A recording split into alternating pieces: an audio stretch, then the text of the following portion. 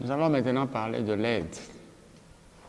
Dans le cadre du partenariat, il y a ceux qui doivent donner de l'argent, il y a ceux qui doivent offrir d'autres choses, des biens matériels. Il y en a aussi qui doivent prier. Tous sont nos partenaires. Nous allons maintenant parler de l'aide manuelle, de l'aide physique, parce que là, il s'agit soit de faire des travaux, soit de faire des travaux. Vous avez par exemple un ministère, vous pouvez laver, vous pouvez balayer la salle de ce ministère, vous pouvez faire des travaux manuels qu'on y fait. On construit par exemple le ministère, vous pouvez construire, vous pouvez faire de la maçonnerie, vous pouvez faire de faire les installations électriques, vous pouvez peindre. Il y a beaucoup de choses qu'on peut faire dans un ministère physiquement. Parce que ce n'est pas tous ceux qui veulent soutenir qui ont de l'argent. Souvent, ils n'en ont pas. Souvent aussi, ils n'en ont pas suffisamment. Souvent même, l'aide peut être plus importante. L'aide matérielle, je veux dire, le travail physique, manuel peut être plus important à certains moments que le don financier.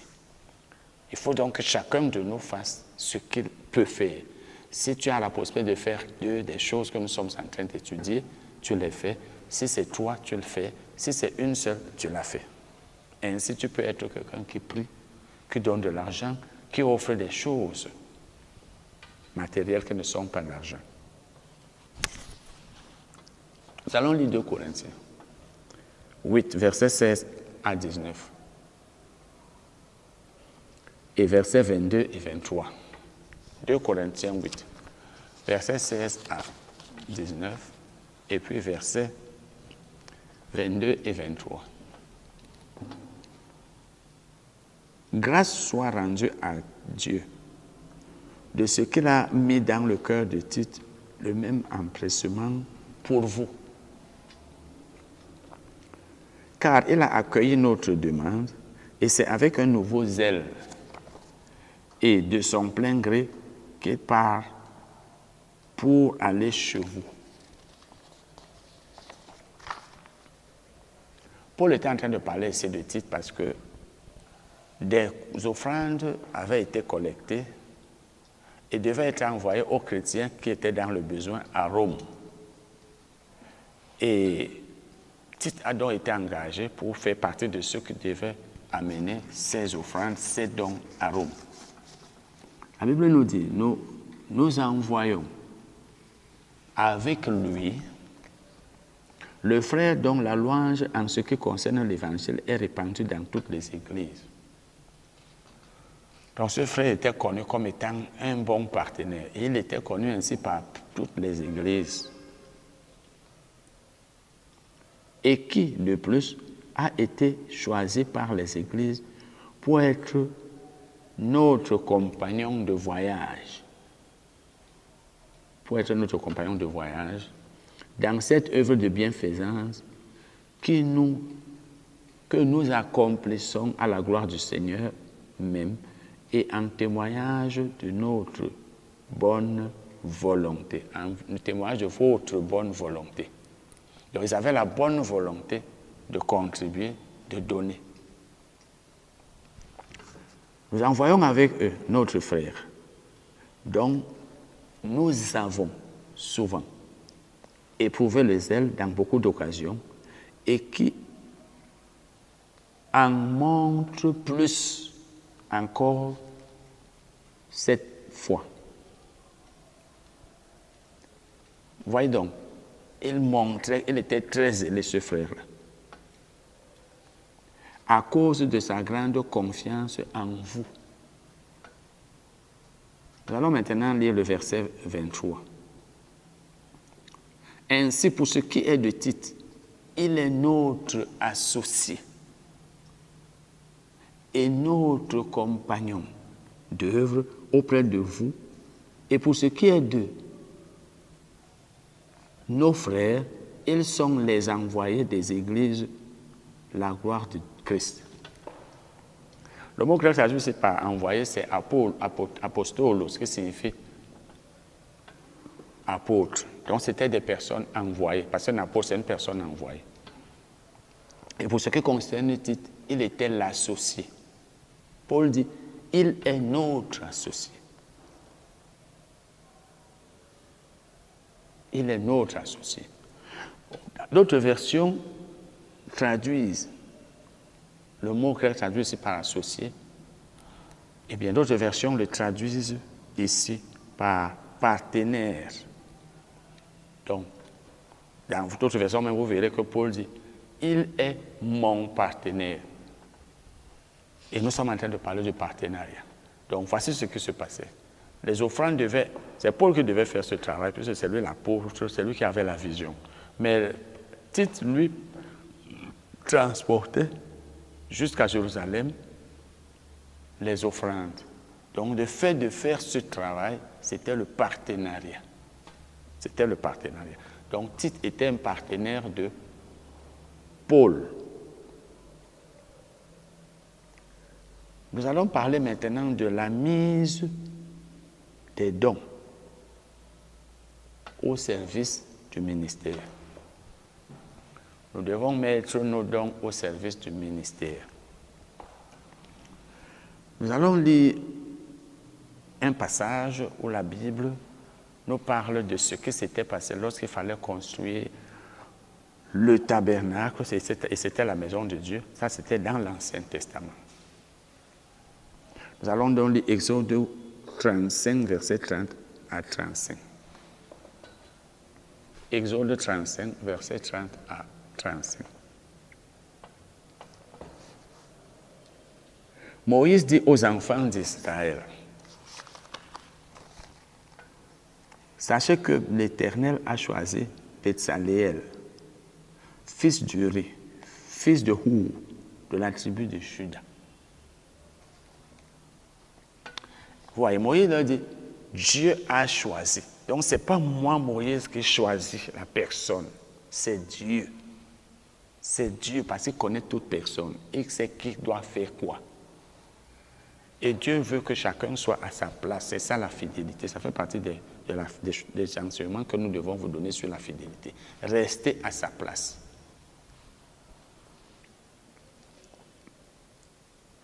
Il l'a rempli de l'Esprit de Dieu, de sagesse, d'intelligence et de savoir pour toutes sortes d'ouvrages. Donc c'est Dieu qui l'avait fait, c'est Dieu qui l'avait rempli de tout cela. Il l'a rendu capable de faire des inventions, de travailler l'or, l'argent et les reins.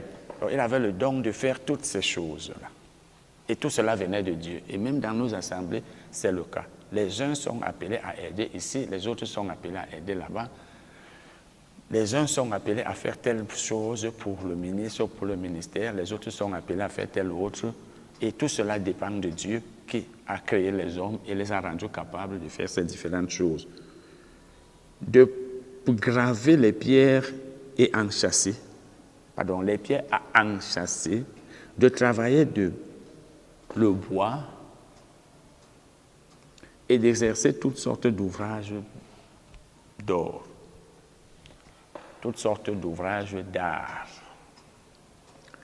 Il lui a accordé aussi le don d'enseigner. Vous voyez, il lui a accordé aussi le don d'enseigner. Donc, il avait le don d'enseigner, ce don. De même qu'Oholiab, fils d'Abisamak, de la tribu de Dan. Donc Dieu prépare toujours les gens qui doivent faire son œuvre. C'est pourquoi nous devons prendre garde. Nous ne devons pas appeler n'importe qui faire n'importe quoi dans l'Église parce que nous avons absolument besoin de personnes. Il les a remplis d'intelligence pour exécuter tous les ouvrages de sculpture et d'art, pour broder et tisser les étoiles, teintes, etc., etc. Tout ça venait de Dieu. Bon, vous voyez donc que tous ceux dont la Bible parle ici avaient reçu de Dieu la sagesse. Il y en a qui avaient reçu de lui l'intelligence. Il y en a qui avaient reçu de lui le savoir. Et c'est Dieu donc qui doit donner à chacun le don, ou alors accorder à l'un et à l'autre le don de faire telle ou telle chose, selon son appel, selon les besoins. 1 Pierre 4, verset 10. 1 Pierre 4, verset 10. Comme de bons dispensateurs des diverses grâces de Dieu, que chacun de vous mette au service des autres le don qu'il a reçu. Donc, chacun de nous doit mettre au service des autres le don qu'il a reçu. Et en le faisant, il est en train de faire comme un bon dispensateur. Un bon dispensateur, c'est-à-dire des diverses grâces, c'est-à-dire un bon économe. Un économe, c'est quelqu'un qui gère quelque chose qui ne lui appartient pas. Donc, nous sommes des économes de Dieu. Nous devons bien garder, bien gérer, bien administrer tout ce que nous recevons de lui comme ses dons. Et c'est de ça que la Bible parle ici. Dans Exode 8, verset 1, nous allons lire à 3. Exode 8, je vais dire Exode 36. Exode 36, verset 1 à 3. Exode 36, verset 1 à 3. Béchaléel, Oholiab, et tous les hommes habiles en qui l'Éternel avait mis de la sagesse et de l'intelligence pour savoir et pour faire, exécutèrent les travaux destinés au service du sanctuaire. Vous voyez que ces gens-là, dont la Bible vient de citer les noms ici, avaient exécuté. Ils avaient exécuté les ouvrages. Verset suivant. Moïse appela Béchaléel, Oholiab, et tous les hommes habiles dans l'esprit desquels l'Éternel avait mis de l'intelligence, tous donc le cœur était disposé à s'appliquer à l'œuvre pour l'exécuter. Ils prirent devant Moïse toutes les offrandes qu'avaient apportées les enfants d'Israël pour faire les ouvrages destinés au service du sanctuaire. Vous voyez donc qu'ils avaient pris les ouvrages, enfin ils avaient fait des ouvrages, et en même temps, donc les uns avaient fait des offrandes. En fait, les offrandes avaient été faites. Les uns avaient pris les offrandes parce qu'ils avaient quelque chose à faire avec cet argent, et les autres avaient fait des ouvrages. Vous voyez donc, les uns peuvent faire le travail manuel sur le terrain, les autres peuvent offrir de l'argent ou même d'autres choses. Lorsqu'il faut faire l'œuvre de Dieu, c'est le partenariat et ces gens-là sont des partenaires.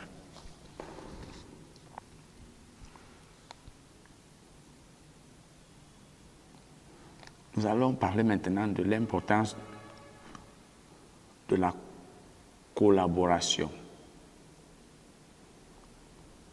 L'importance de la collaboration et de la complémentarité dans le ministère. Vous savez, nous devons coopérer. Et cette collaboration est utile, très utile même. Et puis en plus, nous sommes complémentaires. Tel doit faire telle chose et ne peut pas faire telle autre, et moi je la fais. C'est ça la complémentarité. Lorsque nous observons ces règles, ces enseignements, eh bien, l'œuvre de Dieu marche très bien. 1 Corinthiens 3, versets 6 à 9.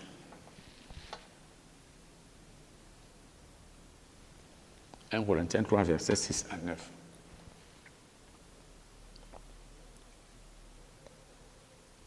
J'ai planté, Apollos a arrosé. Mais Dieu a fait croître en sorte que ce n'est pas celui qui plante qui est quelque chose, ni celui qui arrose, mais celui qui fait croître. Donc, Paul a prêché l'évangile. C'est ça qu'il appelle ici planter. Il a sémé la semence dans les cœurs des croyants. En fait, ils n'étaient pas encore croyants. des Corinthiens. Il a donc planté en prêchant l'évangile. Apollos a arrosé en leur enseignant la parole. Parce que lorsqu'on plante, il faut arroser. Une plante ne peut pas grandir, elle ne peut pas croître ni produire de fruits si elle n'est pas arrosée. Donc c'est l'enseignement, puisqu'Apollos était enseignant, c'est l'enseignement qui arrose. C'est l'enseignement qui fait grandir, parce que c'est l'eau qui fait grandir. L'enseignement, lorsqu'un chrétien est enseigné, il grandit. Lorsqu'il reçoit l'évangile, il est à un certain niveau, mais la connaissance de la parole qu'il lui a enseignée le fait grandir. Nous allons maintenant continuer la lecture. Il dit, celui qui plante et celui qui arrose sont égaux. Et chacun recevra sa propre récompense selon son travail.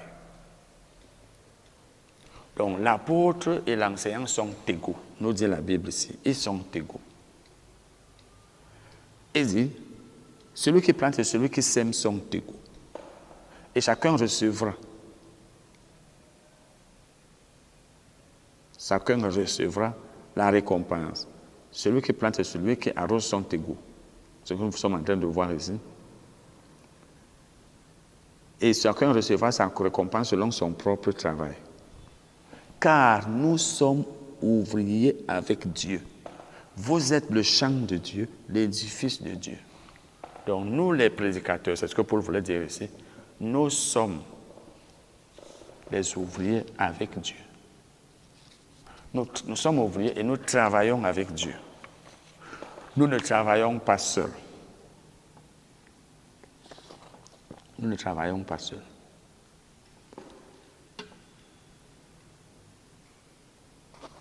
Nous allons lire maintenant, nous allons voir que les ministres de la parole travaillent avec des hommes.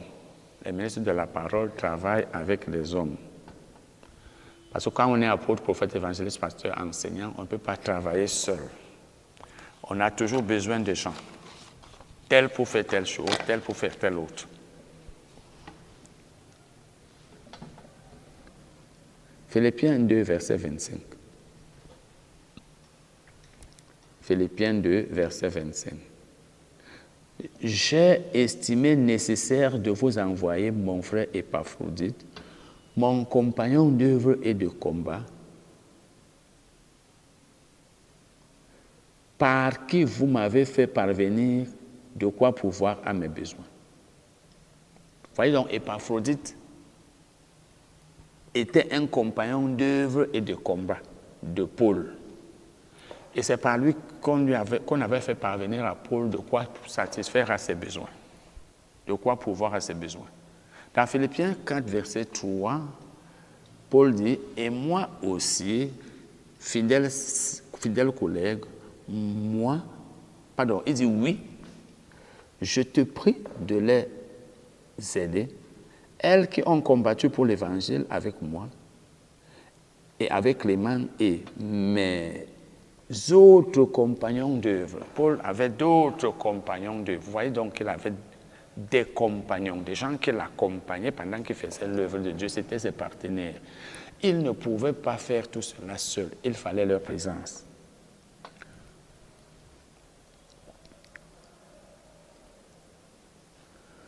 Dans 1 Corinthiens 12, versets 12 à 22,